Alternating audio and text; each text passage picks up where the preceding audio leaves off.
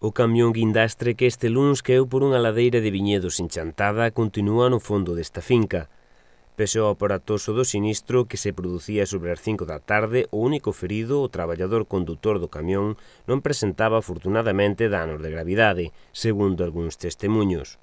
A pista de terra pola que circulaba o vehículo moi preto do encoro de Belesar na parroquia de Pesqueiras derrubouse debido ao peso desta estrutura.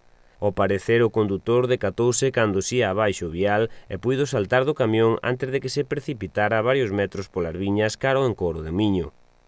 Levou por diante algúns bancais e vides de alo menos 2 fincas e atravesou unha pista na súa caída causando considerables danos materiais.